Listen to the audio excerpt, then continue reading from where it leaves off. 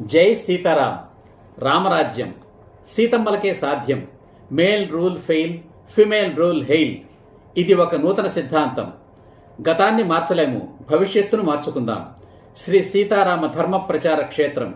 ఇది ఒక నూతన సైద్ధాంతిక ఉద్యమం. ఇది ఒక నూతన సైద్ధాంతిక ఉద్యమ ఛానల్. ధనాన్ని ఓడించి బంధాలను గెలిపించడమే ఈ ఉద్యమ ధ్యేయం, ఈ ఛానల్ ప్రయత్నం. ఈ ఉద్యమంలో ఇది 14వ వీడియో. ఈ వీడియోలో విడాకుల గురించి చర్చించుకుందాం. ఇది ఒక సిద్ధాంతం కనుక ఈ వీడియోలోని ప్రతి పదము, ప్రతి వాక్యము ముఖ్యమే. ఏదీ వదలకుండా చివరి వరకు వినండి. ఇది మీ వీడియో, మీకోసం, మీ పిల్లల కోసం వినండి.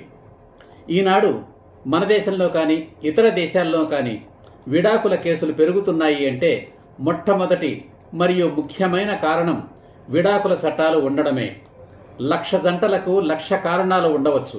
అందరికీ వర్తించే ఏకైక మొదటి కారణం విడాకుల చట్టం అనేది ఉండడం. చట్టం ఉన్నది కాబట్టి విడాకులకు ఎగబడుతున్నారు. అసలు చట్టం అనేదే లేకుంటే విడాకుల ఆలోచనే రాదు. ప్రతి ఒక్కరూ సర్దుకుపోవడానికి ప్రయత్నిస్తారు. విడాకుల కేసులే ఉండవు. వివాహం అనేది స్త్రీ జాతి రక్షణ కోసం, తద్వారా యావత్ మానవజాతి రక్షణ కోసం ఏర్పడిన వ్యవస్థ అని చెప్పుకున్నాం. సమాజానికి మూలం కుటుంబం, కుటుంబానికి మూలం వివాహ వ్యవస్థ. వివాహ వ్యవస్థ లేకుంటే కుటుంబమే లేదు. కుటుంబాలు లేకపోతే సమాజమే లేదు. సమాజమే లేకపోతే ప్రభుత్వాలతో పనే లేదు. అంతా జంతుస్వామ్యం, ఆటవిక రాజ్యమే.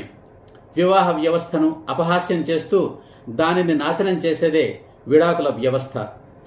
మన పురాణాల్లో భార్యాభర్తల మధ్య అభిప్రాయ భేదాలు కానీ, అహంకార భావనలు కానీ ఉన్నాయేమో చూద్దాం. మన ఆదర్శ పురుషుడు శ్రీరామచంద్రుణ్ణే చూద్దాం. ఎవడో ఒక రజకుడు విమర్శించాడని సీతమ్మను విడిచిపెట్టాడు శ్రీరాముడు. ఈ విషయంలో మాత్రం ఆయన భక్తులు కూడా సహించరు. కానీ ఇక్కడ శ్రీరాముని ఆదర్శాన్ని గమనించాలి. ఆయన భార్యను దూరం చేసుకుని తనకు తాను శిక్ష వేసుకున్నాడు. ఆ శిక్ష సీతమ్మకు కాదు. విచారణ కూడా లేకుండానే చేయని తప్పుకు తనను తాను శిక్షించుకున్నాడు. మరో స్త్రీని వివాహం చేసుకోలేదు. సీతమ్మనే తలుచుకుంటూ శేష జీవితాన్ని బ్రహ్మచర్యంలో గడిపాడు.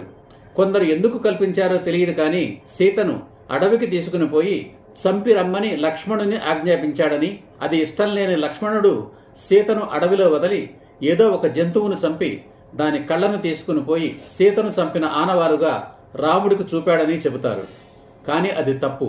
వాల్మీకి రామాయణం ప్రకారం గర్భవతి అయిన సీతను భద్రంగా వాల్మీకి ఆశ్రమం చెంత విడిచి రమ్మని లక్ష్మణుని ఆదేశించాడు శ్రీరాముడు. జై హింద్, జై సీతారాం.